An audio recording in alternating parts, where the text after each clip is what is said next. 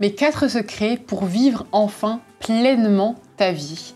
Bonjour à toi, bienvenue dans cette vidéo. Je suis hyper contente de t'accueillir pour un sujet plein de joie qui va, j'espère, te plaire et t'apporter plein de solutions. Si tu ne me connais pas encore, je suis Charlotte, je suis infirmière reconvertie et je suis désormais la fondatrice de Charlotte K. J'aide et j'accompagne au quotidien des infirmières et des infirmiers dans leur évolution professionnelle, que ce soit en évoluant au sein de leur métier d'IDE ou en changeant de métier. J'accompagne également les IDE à se sentir mieux dans leur vie et dans leur vie professionnelle. Donc on parle de tous ces sujets ensemble. Je te publie tous les jours une nouvelle vidéo. Donc je t'invite à t'abonner dès maintenant en cliquant en dessous sur le bouton rouge pour recevoir justement la notification tous les jours de la nouvelle vidéo avec des conseils en évolution de carrière, des idées, des astuces pour te sentir mieux dans ta vie professionnelle, dans ta vie personnelle également. Si ce n'est pas fait également, je t'invite à cliquer dans la description, donc juste en dessous.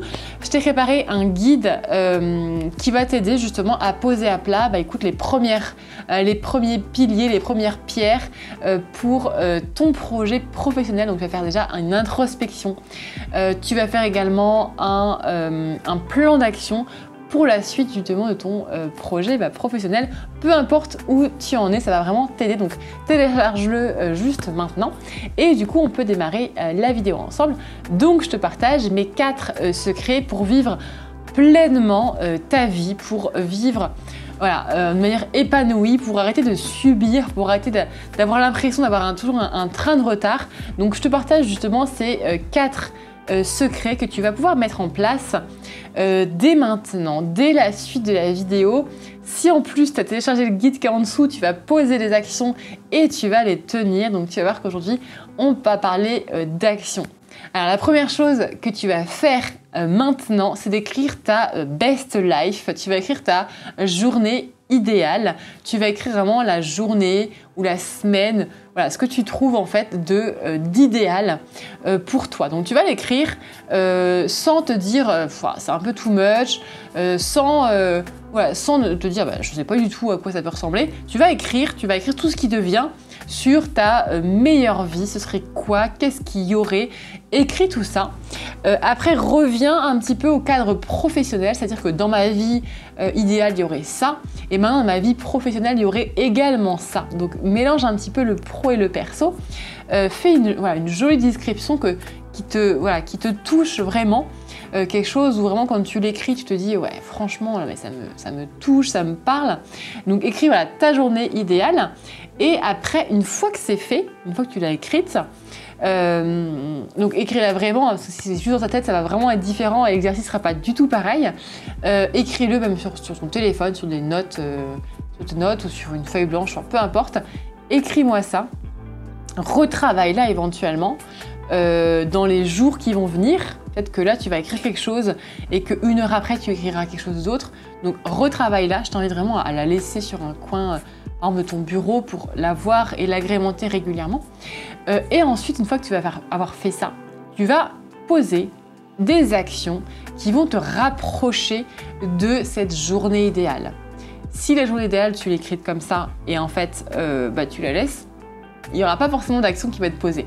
Alors que là, tu vas écrire des actions qui vont te rapprocher de cette journée idéale. Donc, en termes d'idées, par exemple, si tu te dis, par exemple, ma journée idéale, c'est de ne plus me lever, par exemple, à 5 h le matin. Je ne vais plus me lever à 5 h, je vais me lever à 7 h, plus avant, j'en peux plus, par exemple. Du coup, tu vas l'écrire déjà dans ta journée idéale, tu vas vraiment le marquer, et ensuite, tu vas mettre une action en place pour justement répondre à cette journée idéale, à ce premier point pour ta journée parfaite. Donc par exemple, ça peut être, là, je vais soit, donc ça dépend de ta situation, mais soit postuler dans un poste de jour, où on commence plus tard, soit prendre moins de patients si je suis en libéral. Donc je sais que c'est hyper compliqué par rapport au libéral le matin, mais voilà, c'est des idées. Mais en tout cas, je vais poser une action qui va répondre justement à ce besoin. Donc, première chose, tu poses à plat ta journée idéale. Si la journée tu as du mal, tu mets ta semaine idéale. Et après, tu mets des actions, tu les écris. Voilà, je vais faire ça pour justement après derrière pouvoir répondre à ce critère. Parce que si ta journée idéale elle reste juste sur le papier, il va rien se passer. Tu vas la laisser traîner et dans 3 ans, tu diras « Ah ouais, je suis toujours là, il ne s'est rien passé. » Donc, pose des actions par rapport à ça. Ensuite, tu vas écrire ce qui te dérange là actuellement et ce que tu ne veux plus. Donc ça, c'est important aussi à faire. Mets-le sur la même feuille, parce que du coup, ça va vraiment être un travail complet. Écris tout ce qui te dérange et ce que tu ne veux plus. Par exemple, là, je ne veux plus faire des jours sup, par exemple. Je ne veux plus travailler plus de 3 week-ends par mois. Et à chaque fois, on me rappelle, alors que je ne veux pas. Donc, je ne veux plus faire ça. Écris-le sur un papier. Écris tout ce que tu ne veux plus. Peut-être que là, tu as du mal à verbaliser, mais en commençant à écrire, tu verras que tout va venir en même temps.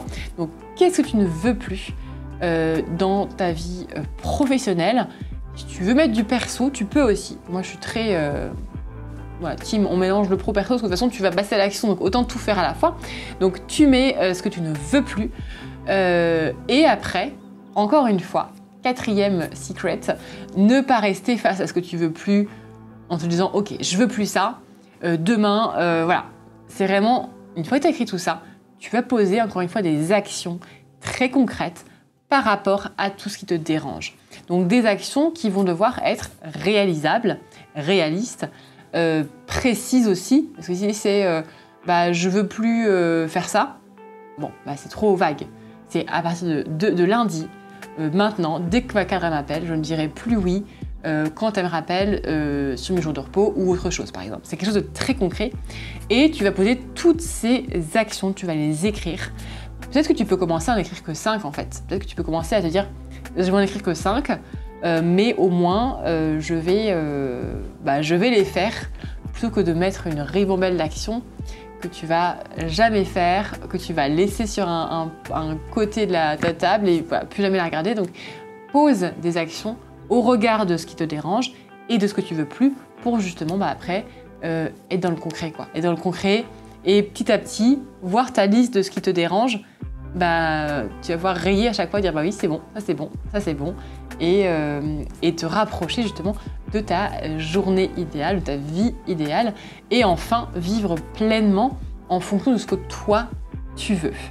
Donc j'espère que tu auras pu réussir à passer à l'action, que tu auras eu le temps en regardant cette vidéo d'écrire des choses ou après, juste après de pouvoir noter des choses à plat.